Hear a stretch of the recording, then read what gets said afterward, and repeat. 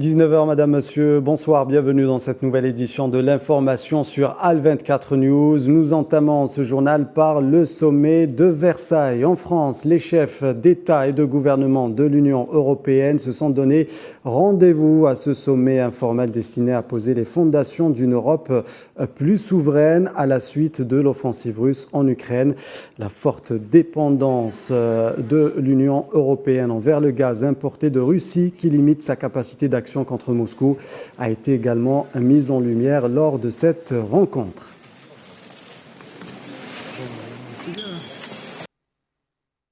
Et le président français Emmanuel Macron a prévenu à l'issue du sommet de l'Union européenne que les Européens étaient prêts à prendre des sanctions massives contre la Russie si la guerre en Ukraine se poursuivait.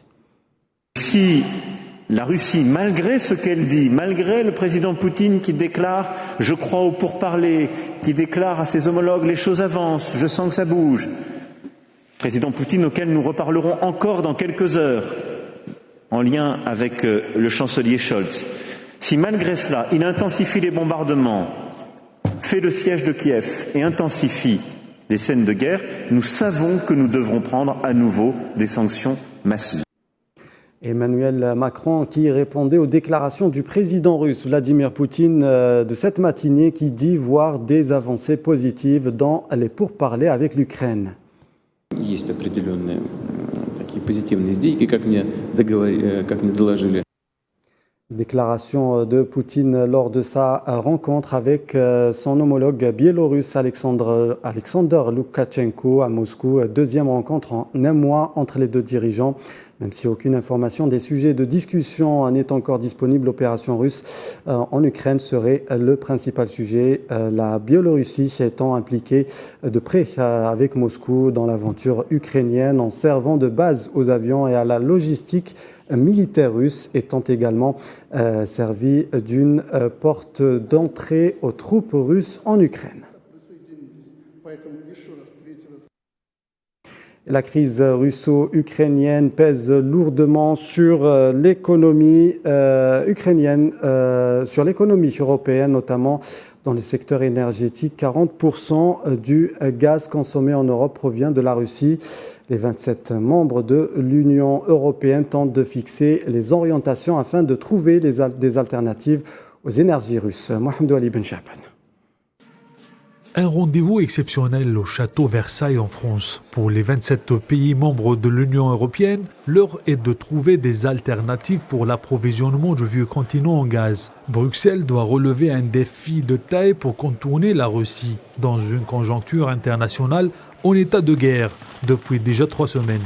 C'est un moment déterminant pour l'Europe et c'est un moment où l'on voit que la guerre de Poutine est aussi une question de résilience des démocraties. À ce sommet, nous allons repenser la défense européenne avec des capacités fortes. Nous allons repenser l'énergie. La réunion a pour but d'examiner le projet de la Commission de réduire des 2/3 de la dépendance au gaz russe d'ici fin 2022, mais aussi de diminuer les importations de charbon et pétrole russe, en diversifiant les fournisseurs et en développant des énergies alternatives comme les renouvelables ou l'hydrogène. Moscou fournit à l'Union européenne et plus exactement à l'Allemagne, qui reste son partenaire au principal, 45% de leurs importations. Ça sera un exercice gigantesque que de remplacer le gaz russe par du gaz américain, norvégien ou qatari. Le renforcement du stockage de gaz, mais aussi l'optimisation du fonctionnement du marché de l'électricité réclamé par l'Espagne et la France. Un engagement pour de nouvelles mesures urgentes destinées à amortir l'impact de la hausse des prix de l'énergie pour les citoyens européens. Le litre d'essence à plus de 2 € fait craindre des révoltes sociales. Même si le sommet de Versailles ne va pas accoucher des décisions claires, les orientations politiques du rendez-vous seront mises en œuvre à l'avenir, à l'issue du développement de la crise russo-ukrainienne. Et à l'issue du sommet européen de Versailles, le chancelier allemand Olaf Scholz déclare que l'enjeu pour l'avenir, c'est de devenir moins dépendant des importations de matières premières en provenance de Russie. L'Allemagne qui est considérée comme le premier client russe en matière d'énergie. Notre gros enjeu pour l'avenir, c'est de devenir moins dépendant des importations de matières premières, en particulier des importations de matières premières en provenance de Russie. Et c'est pourquoi nous allons travailler ensemble pour nous libérer petit à petit de cette dépendance en développant des ressources alternatives pour nos importations de pétrole, de gaz et de charbon. Et même si les Occidentaux ont adopté une batterie de sanctions contre la Russie, l'Europe continue de financer la Russie par ses achats énergétiques, vieux continent étant incapable de se priver de l'énergie russe à très court terme. En France, un nouveau tanker russe battant pavillon des Bahamas, transportant du gaz naturel liquéfié, a accosté au terminal méthanier de Montoir de Bretagne sur le port de Nantes-Saint-Nazaire. Il y a quelques jours, un autre méthanier russe, le Boris Vilkitsky, s'est amarré au même endroit.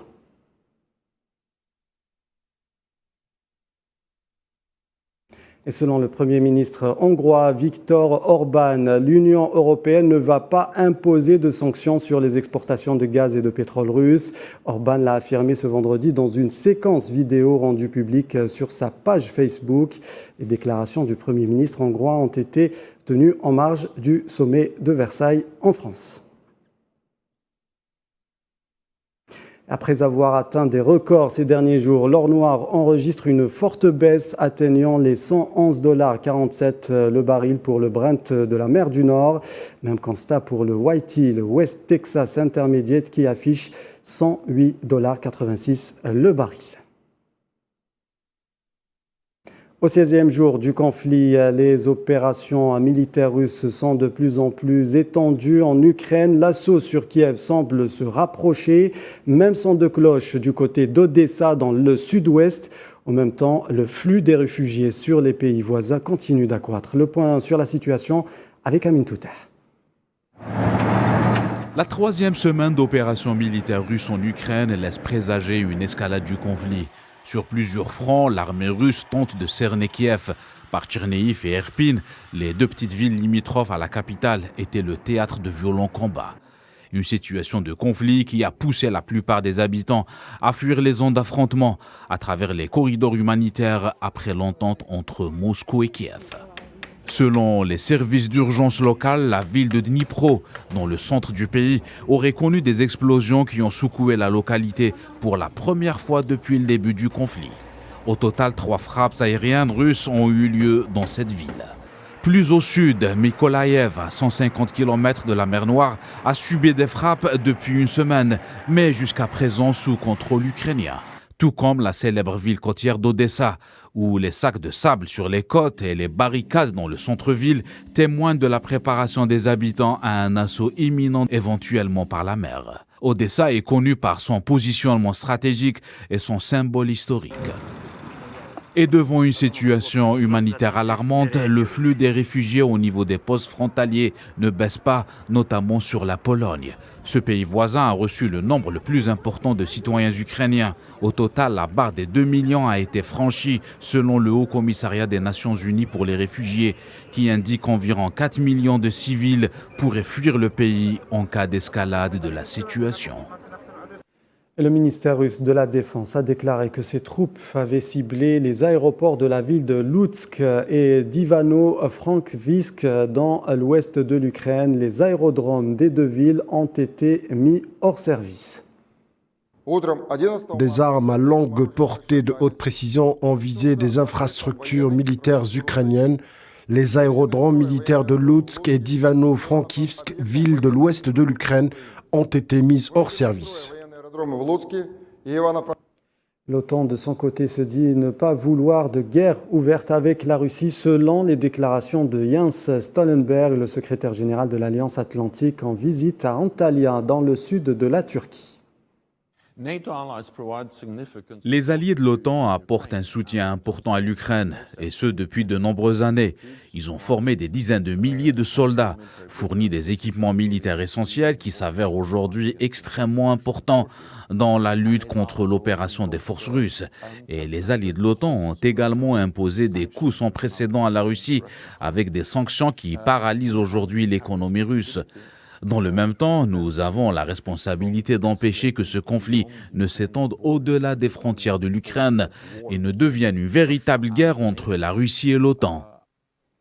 À la demande de Moscou, le Conseil de sécurité de l'ONU s'est réuni cet après-midi en urgence sur la fabrication supposée d'armes biologiques en Ukraine. La Russie accuse Washington et Kiev de gérer des laboratoires destinés à produire des armes biologiques. Ce qui a été démenti par les deux capitales. Moscou avait déjà accusé en 2018 les États-Unis de mener secrètement des expérimentations biologiques dans un laboratoire de Géorgie. La vice-présidente des États-Unis, Kamala Harris, a tenu une conférence de presse à Bucarest avec le président roumain Klaus Iohannis. Elle réitère l'engagement des États-Unis à défendre l'OTAN et affirme de nouvelles annonces sur les actions qui seront entreprises par les États-Unis pour assurer des conséquences graves pour la Russie de Vladimir Poutine. Sur la toile américaine, Facebook et Instagram autorisent des messages agressifs contre l'armée russe et son président Vladimir Poutine dans certains pays européens en raison du conflit russo-ukrainien. Meta, la maison mère de ces deux réseaux sociaux, déjoue les règles qui, en temps normal, sanctionnent les publications à caractère haineux. Iman Merat. Suite au conflit russo-ukrainien, les nouvelles technologies constituent des moyens de pression utilisés par le front occidental. En effet, Meta, la maison mère de Facebook et d'Instagram, a annoncé jeudi permettre des entorses à son règlement sur l'incitation à la haine et à la violence, en acceptant la publication des messages hostiles à l'armée et aux dirigeants russes, allant jusqu'à autoriser des appels à la mort des soldats russes sur la toile américaine, une véritable escalade d'offensive contre la Russie. À cet effet, Andy Stone, le responsable de la communication de Meta, a confirmé cette levée de restriction des appels à la haine en ces temps de conflit. En raison de l'invasion russe de l'Ukraine, nous faisons preuve d'indulgence pour des formes d'expression politique qui enfreindraient normalement nos règles sur les discours violents, tels que « mort aux envahisseurs russes ». Nous continuons de ne pas autoriser des appels crédibles à la violence contre des civils russes. Les déclarations du groupe américain interviennent après la publication de courriers échangés par des modérateurs de contenu du géant des réseaux sociaux, certifiant que la mise à jour du règlement s'appliquait à plusieurs pays de l'Europe de l'Est, notamment l'Arménie, l'Estonie, la Géorgie, la Hongrie, la Lettonie, la Pologne, la Roumanie, la Russie, la Slovaquie et l'Ukraine. Emerson Brooking, chercheur résident à l'Atlantic Council, déclare que le changement effectué par Facebook désapprouve clairement les appels à la déshumanisation de l'ensemble des Russes, concluant que Facebook essayait d'écrire les règles de guerre en temps réel et rappelant, par ailleurs, que le groupe américain n'était pas à sa première entorse à son règlement, autorisant en 2021 des messages d'opposants iraniens appelant à la mort de l'Ayatollah Ali Khomeini. Ces exceptions au règlement du géant américain traduisent clairement la possibilité de s'adapter aux situations, à tirer avantage de cet ultra-pouvoir en temps et en heure sur simple sollicitation. De ce fait, la remise en question des véritables valeurs de ce dit règlement.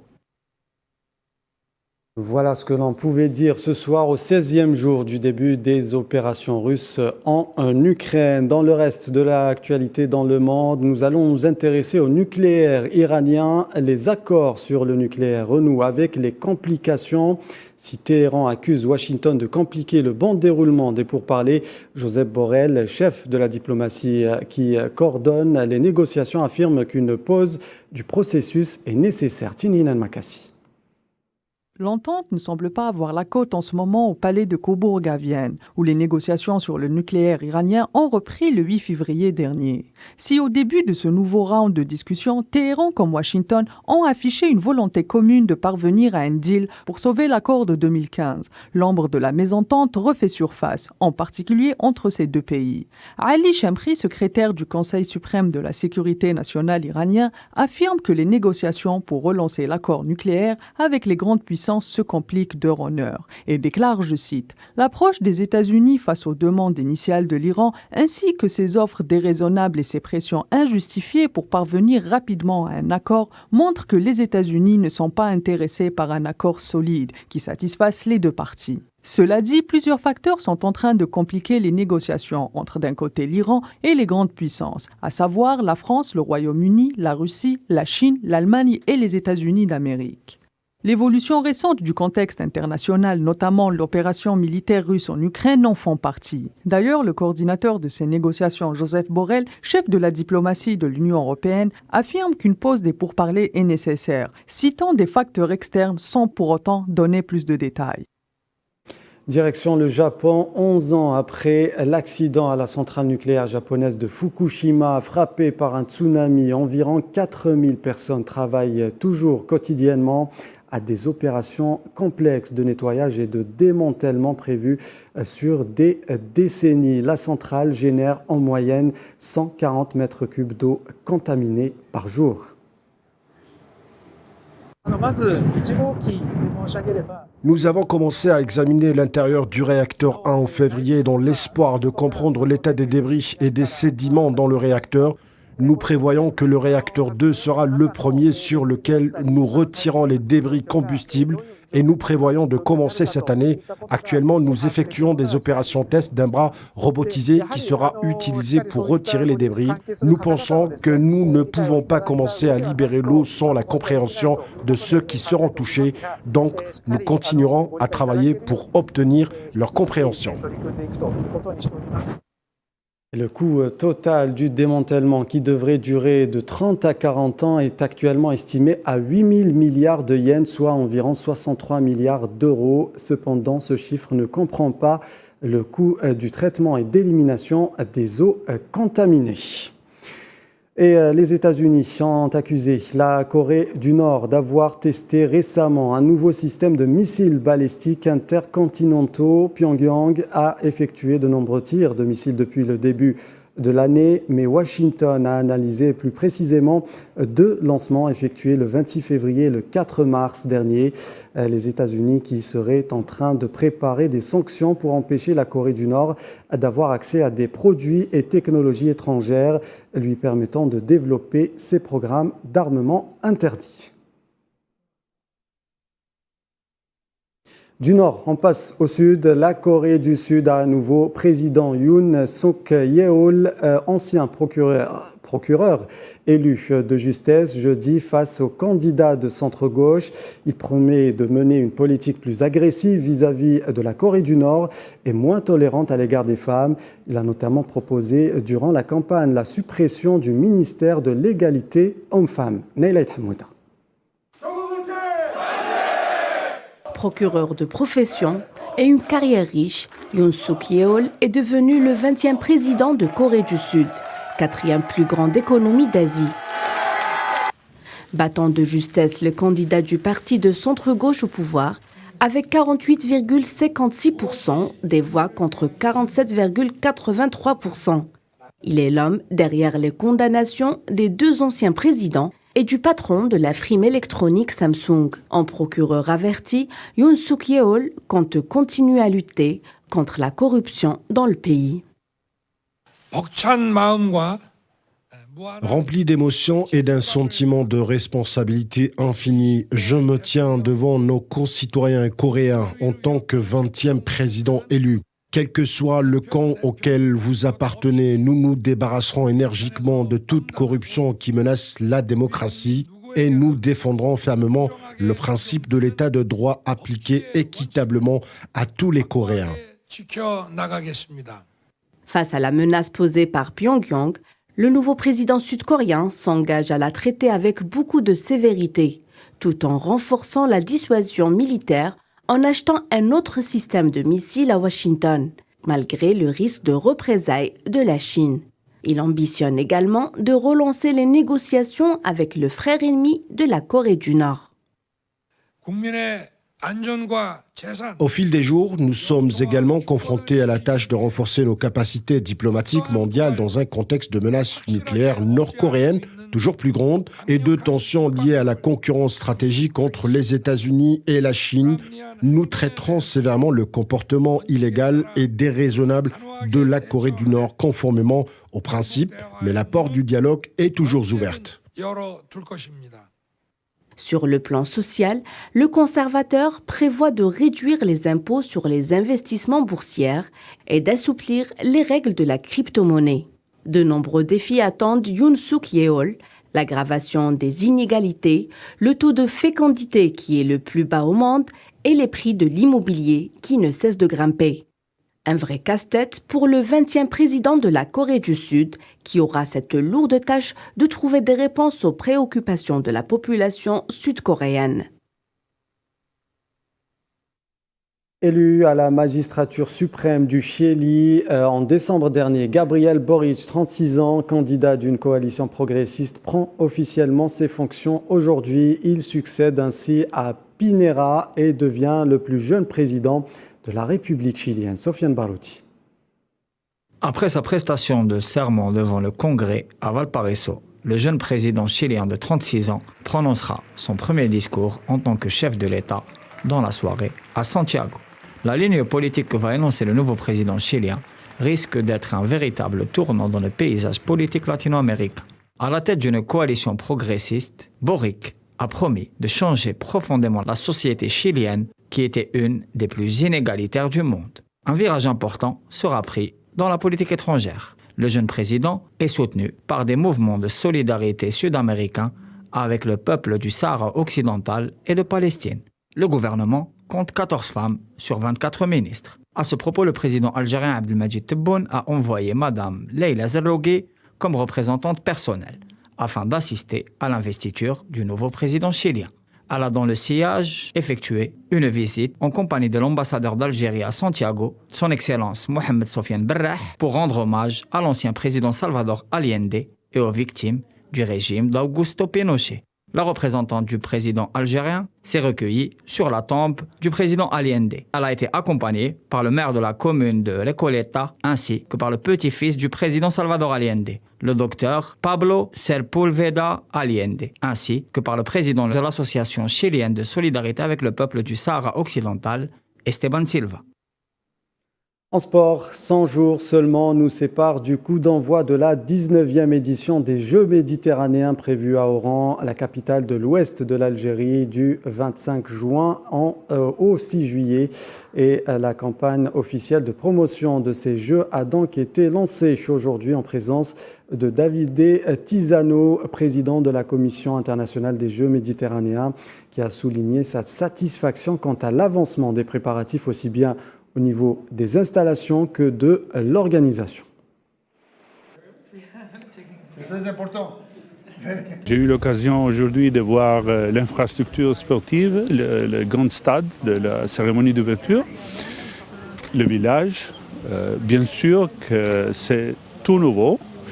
Je pense que le City d'Oran a le privilège d'avoir cette moderne infrastructure, surtout le stade, mais aussi le village, qui n'est pas assez facile à construire, mais je pense que pas simplement pour le jeu, vous usez aussi cette infrastructure moderne pour les futurs, les Jeux d'Afrique, les Jeux mondiaux, pourquoi pas, pour le centre de haut niveau de préparation de vos athlètes, et pas simplement vos athlètes, mais aussi d'autres pays peuvent profiter d'envoyer leurs athlètes pour la préparation dans cette moderne infrastructure. Et notre envoyé spécial Khadija Khadaoui était présente justement cet après-midi à Oran lors de la visite de Davide Tisano, président de la Commission internationale des Jeux méditerranéens. Bonsoir Eliade, nous sommes à Oran pour accompagner la délégation du comité international qui a entamé sa visite aujourd'hui à Oran pour suivre de près les préparatifs de la ville qui va accueillir la 19e édition des Jeux méditerranéens. Le compte à rebours a commencé et Oran semble prête. D'ailleurs, la délégation qui a visité aujourd'hui plusieurs infrastructures sportives semble satisfaite des avancements des travaux. Les Algériens doivent être fiers du travail accompli. Tels étaient les propos des membres du bureau exécutif du comité international. Pour le programme de demain, il y aura une conférence de presse qui sera animée par le président du comité international, l'italien David Tesano, et Aziz Derouez, le commissaire de la 19e édition des Jeux méditerranéens. Khadija Khdaoui, Al 24 News, Oran. Football, coup d'envoi ce soir de la 4e journée de la phase de poule de la Ligue des champions d'Afrique. Le premier représentant algérien dans cette compétition africaine en quête de confirmation, le CR Belouizdad, affronte à 20h au stade du 5 juillet les Botswanais de Jwaneng Galaxy. Le CR Belouizdad occupe conjointement à la place de leader du groupe C en compagnie de l'Espérance de Tunis avec 5 points. Voilà, c'est la fin de cette édition. Merci de nous avoir suivis. Tout de suite, ne manquez pas la météo présentée par Amal Amzienne Zitouni. Excellente suite des programmes sur Al 24 News.